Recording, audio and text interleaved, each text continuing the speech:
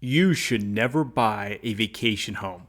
Hi, it's financial planner Sean Mullaney. Let's discuss and welcome back to Closing Argument, where you get to be the judge and jury, and I argue to the best of my ability for a certain proposition in personal finance. And since it's summer, I'm going to argue that you should never buy a vacation home. And I'm actually going to give you a little story from my own family background. My grandparents were working class. Neither of them attended college. And my understanding is in the late 1950s, they inherited a sum, something like $15,000. And they used a significant piece of that money to purchase on the east end of Long Island, in what today is a very Tony area, a small family vacation cottage. And you say, well, if they did that, why am I against buying a vacation home now? Well, I think you have to put yourselves in my grandparents' shoes in the late 1950s. Think about this, right? They didn't have an iPhone on which they could download the Vanguard app, the Fidelity app, the Schwab app. I'm not naming so many other financial apps they could have downloaded, and invested that money into a plethora of diversified low-cost investments, right? What were my grandparents going to do with $15,000 in the late 1950s other than invest in real estate, right?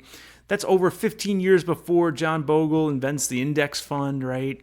They probably would have had to find some financial institution, pay a huge load or something like that to invest that money. And would they have had any ability without many trips to the library to understand investments and all that, right? The world has changed in terms of what you can do with that money. The world's also changed in terms of, say my grandparents wanted to take vacations. What could they do back in the 1950s?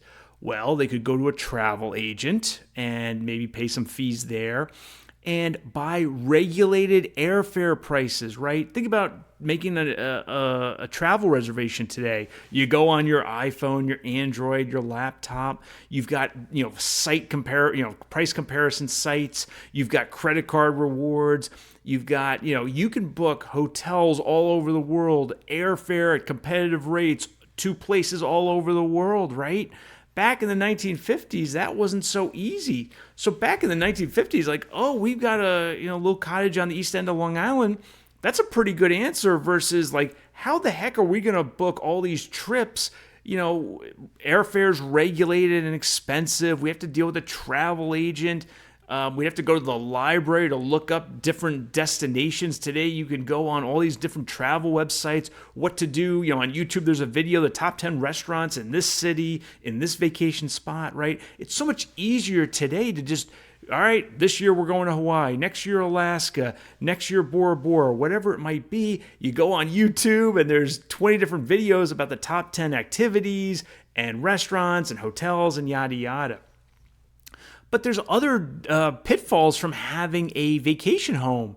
You've got to have insurance on that thing, right? You're going to pay for 365 days of insurance on a vacation home you're probably not using for 365 days. Even if you do the high-end, first-class flight to vacation destination, that's it. You send American Airlines or Delta Airlines one credit card charge, and that's it. As expensive as that might be, you don't have a continuing cost. With a vacation home, you have so many different continuing costs, right? Property taxes, homeowners insurance, all this stuff. And you're locking into one particular vacation destination when, with the way we travel today, the world's your oyster.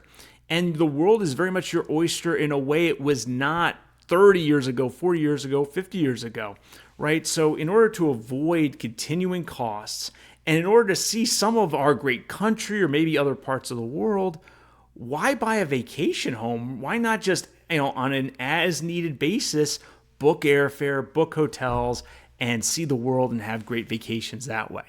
So this week on the channel, I'm arguing you should never buy a vacation home. Let me know what you think in the comments below. Hope you enjoyed this video. If you did, please mash that like button and subscribe to my channel. I'll see you next time.